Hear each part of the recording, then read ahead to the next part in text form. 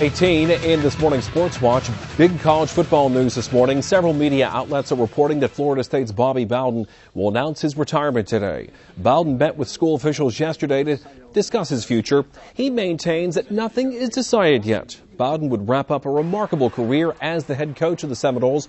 He has 388 wins, including 2 national titles and 14 consecutive top 5 finishes.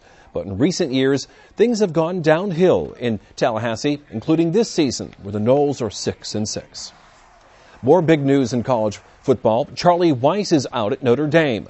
He was canned after 5 seasons in South Bend. The Irish started the season 6-2, but lost their final 4 games.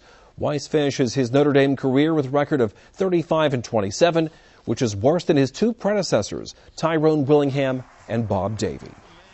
Serena Williams has been fined a record $82,500 for her tirade at this year's U.S. Open. She could be suspended from the tournament altogether if she has another major offense over the next 2 years. If she does have another incident in 2010 or 2011, the fine would double to more than $175,000 and should also be barred from the following U.S. Open. Williams lashed out at a lineswoman after a call at the end of her loss in the U.S. Open semifinals.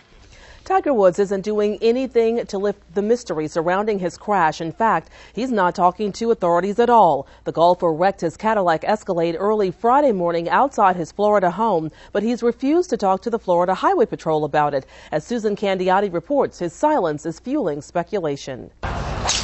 First sign of fallout from Tiger's accident turmoil. Woods is pulling the plug on a news conference at his charity tournament in California Tuesday. I think they're listening to lawyers and agents and not listening to people that have ever dealt with the media. And his agent says Woods won't be playing either.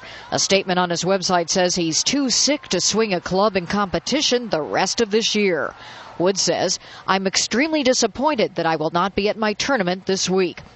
Woods hasn't been seen in public since he rammed his Cadillac SUV into a fire hydrant and then a tree coming out of his driveway last week at 2:30 in the morning. A neighbor called 911, but if he recognized Woods, he didn't say so. Is he unconscious? Yes. Okay, are you able to tell if he's breathing? No, I can't tell right now. Investigators were turned away 3 times from Woods' home over the weekend. By law, he didn't have to talk with investigators, and he didn't.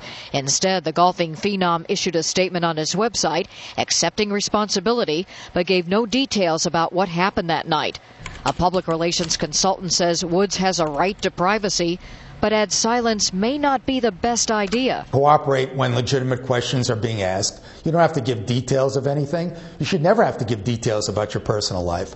But to stonewall and clam up is an ingredient to more attention. It's getting a lot of attention on Orlando Talk Radio. I think Tiger is not talking because he does not know how to handle it.